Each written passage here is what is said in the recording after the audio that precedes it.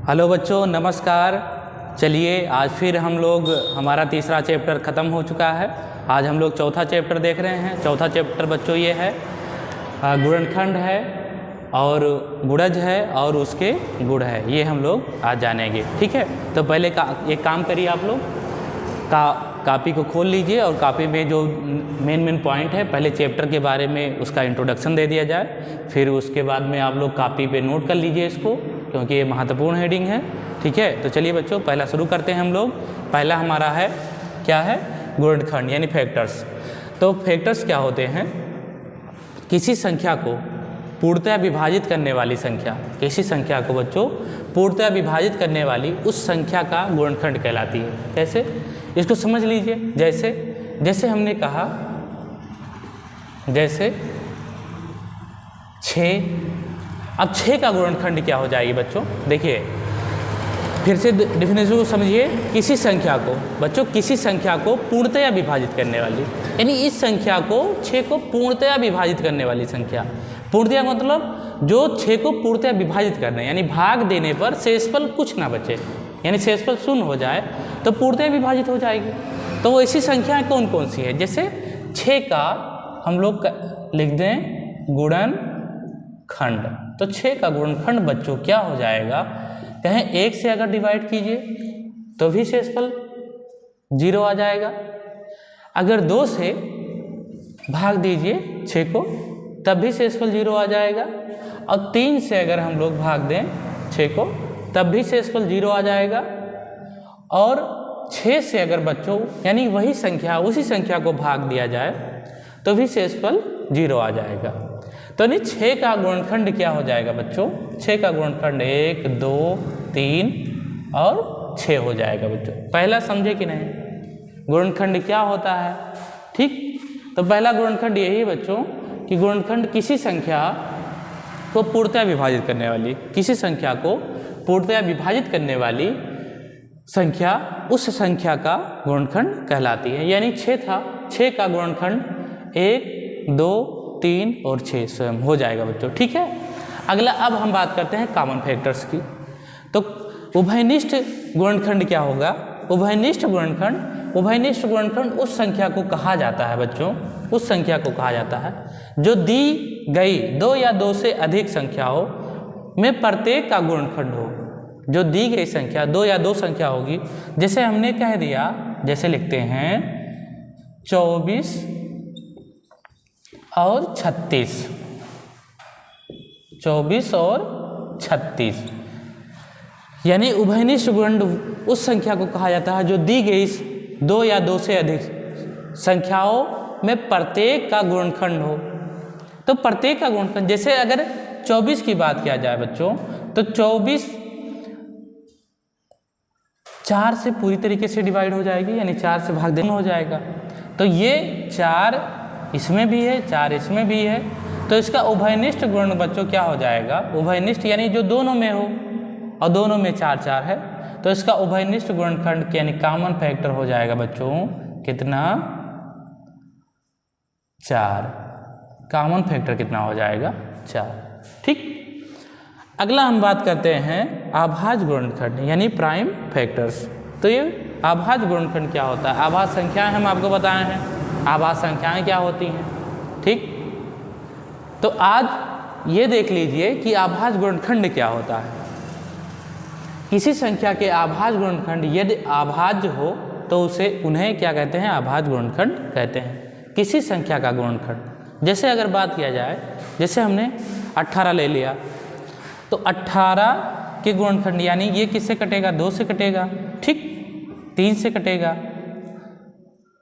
3 से कटेगा। ठीक, ये हो जाएगा। अब देखिए यहाँ पर ये जो 18 के गुणनखंड हैं 2, 3, 2 गुणे 3 गुणे 3, ये क्या हो जाएंगे? आभाज्य गुणनखंड हो जाएंगे, क्योंकि ये आभाज्य संख्याएं लिखी हुई बच्चों।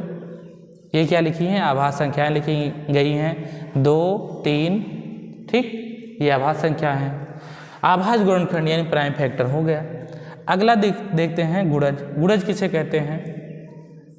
तो गुणज बच्चों किसी संख्या से पूरी विभाजित होने वाली संख्या, किसी संख्या से पूरी विभाजित होने वाली संख्याएं उस संख्या के गुणज कहलाती हैं, उस संख्या के गुणज कहलाती हैं। अध्याय हमारा चल रहा है चौथा, यानी चैप्टर 4 चल रहा है बच्चों, और चैप्टर 4 में यही है, गुणनखंड है, गुणज है और उसके बच्चों उसके गुण है।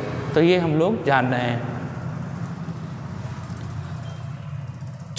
गुणज जो हम लोग बात कर रहे थे, किसी संख्या से पूरी विभाजित होने वाली संख्याएं उस संख्या की गुणज कहलाती है। गुणज यानी मल्टीपल्स, ठीक। तो जैसे हमने 5 का मल्टीपल्स लिखा तो क्या हो जाएगा, एक 5 हो जाएगा बच्चों, 10 हो जाएगा, यानी इससे बड़ी ही होगी, यानी इसका गुणज है 5 का गुणज है। 5 के टेबल में आ रही कि नहीं आ रही, 5, 10, 15, 20, 25, ये बच्चों क्या है, ये है गुणज है। किसका गुणज है, 5 का गुणज है। किसका गुणज है, 5 का गुणज है। 5, 10, 15, 20, 25, इसी को हम लोग मल्टीपल्स बोल देते हैं। बात समझे कि नहीं। गुणनखंड, उभयनिष्ठ गुणनखंड, आभाज्य गुणनखंड और गुणज, इतनी चीज़ें हो गई। गुणनखंड एक बार फिर समझ लेते हैं, किसी संख्या को पूर्णतया विभाजित करने वाली संख्या उस संख्या का गुणनखंड कहलाती है। ठीक है बच्चों, जैसे 6 का गुणनखंड हमने कहा 1, 2, 3 और 6 हो जाएगा। उभयनिष्ठ गुणनखंड, उभयनिष्ठ गुणनखंड उस संख्या को कहा जाता है जो दी गई 2 या 2 से अधिक, बच्चों 2 या 2 से अधिक संख्याओं में प्रत्येक का गुणनखंड हो। यानी अगर जैसे हम ले लिया 24 और 36, यानी 24 का अगर हम देखा जाए तो 24 में भी 4 आएगा, इसका भी हो जाएगा गुणनखंड, और 36 में भी 4 आएगा, इसका भी गुणनखंड हो जाए। यानी दोनों में है कि नहीं है, प्रत्येक का गुणनखंड है 4, प्रत्येक का, यानी 24 और 36 का गुणनखंड है। तो इसलिए ये कॉमन फैक्टर जो हो जाएगा, कॉमन फैक्टर ये 4 हो जाएगा 24 और 36 का। बात समझे कि नहीं समझे इसको, 24 और 36 का क्या हो जाएगा, कॉमन फैक्टर 4 हो जाएगा। ठीक, आगे देखते हैं। आभाज्य गुणनखंड, किसी संख्या के गुणनखंड यदि आभाज्य हो तो उसे आभाज्य गुणनखंड कहते हैं। जैसे 18 का अगर हम लोग बात करें, आभाज्य गुणनखंड क्या हो जाएगा, 2 × 3 × 3, ये आभाज्य गुणनखंड हो जाएगा। ठीक, गुणज क्या हो जाएगा, मल्टीपल्स, किसी संख्या से पूरी विभाजित होने वाली संख्या। बच्चों किसी संख्या से पूरी विभाजित होने वाली संख्याएं उस संख्या के गुणज कहलाती है। जैसे हमने कहा कि यहाँ से 5 को डिवाइड करिए, पूरी तरीके से डिवाइड हो गई। 5 को जो है 5 से 10 को डिवाइड कीजिए, 5 से 15 को डिवाइड कीजिए, 5 से 20 को, 5 से 25 को, पूरी तरीके से डिवाइड हो जाएगी। यानी इसका अगर हम लोग बात करें तो 5 का ये गुणज लिखा है कि नहीं लिखा है, कहेंगे लिखा है। ठीक, इतनी बात बच्चों समझ में आई। चलिए आगे बढ़ते हैं और हम लोग अब सवाल देख लेते हैं। ठीक है बच्चों, चलिए सवाल को देखते हैं। बच्चों पहला क्वेश्चन हम लोग ले रहे हैं, 8 के सभी गुणनखंड लिखिए। 4 ऑप्शन दिया हुआ है, अब ऑप्शन आपको बताना है कौन इसमें सही होगा। तो सबसे पहले देखिए इसको कैसे करेंगे। पहला ऑप्शन देखिए, 1 से तो सभी संख्याएं डिवाइड हो जाएंगी, 1 से सभी संख्याएं डिवाइड हो जाए, 8 भी डिवाइड हो। क्या 8 को 5 से भाग देने पर बच्चों पूरी तरीके से कट रही है संख्या, शेषफल नहीं आ रहा है, कहेंगे नहीं ये गलत हो जाएगा, पहला गलत हो जाएगा। ठीक, दूसरा देखिए, 1 से तो हो जाएगा, 2 से भाग देने पर भागफल जो शेषफल आपका आ जाएगा वो 0 हो जाएगा। 4 से भाग करेंगे 8 को तो भी शेषफल 0 आ जाएगा, 8 से 8 को भाग करेंगे शेषफल 0 आ जाएगा। जब शेषफल 0 आ जाए वही हमारा क्या हो जाएगा, गुणनखंड हो जाएगा।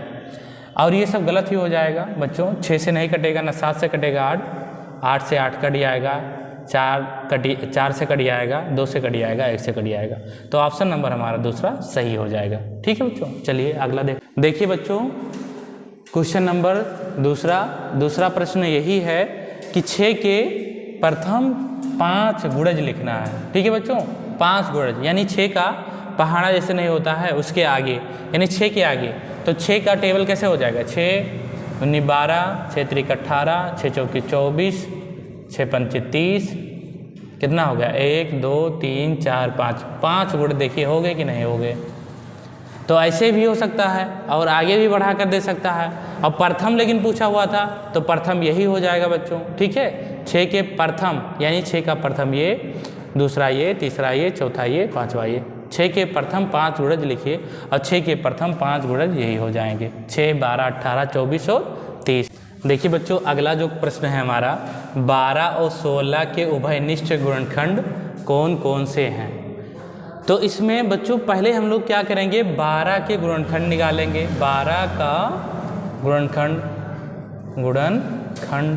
तो 12 के गुणनखंड कौन कौन हो जाएंगे। पहले तो कहेंगे कि 1 हो जाएगा, 2 हो जाएगा, 3 हो जाएगा, 4 हो जाएगा, 5 नहीं होगा, 6 हो जाएगा, फिर 7, 8, 9, 10, 11, 12 ये हो जाएगा। ठीक, देखिए ये हो गया। 16 का गुणनखंड लिखेंगे तो क्या हो जाएगा, 16 का गुणनखंड, तो 16 का गुणनखंड हो जाएगा बच्चों 1, 2, 4, 8 और 16 ये हो जाएगा।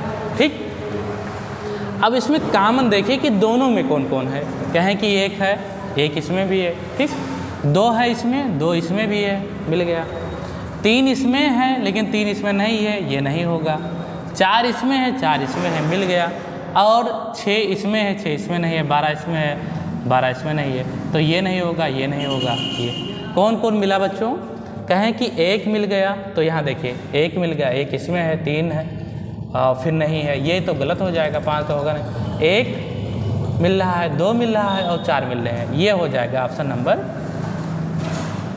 3, यानी तीसरा ऑप्शन हमारा सही हो जाएगा। ठीक है बच्चों, तो चलिए ये तो हो गया इंट्रोडक्शन। अब हम लोग प्रीवियस ईयर क्वेश्चन उठाएंगे और प्रीवियस क्वेश्चन को हम लोग सॉल्व करेंगे जो विगत वर्षों में प्रश्न आए हुए हैं। ठीक है बच्चों, तो चलिए मिलते हैं अगले वीडियो में, तब तक के लिए नमस्कार।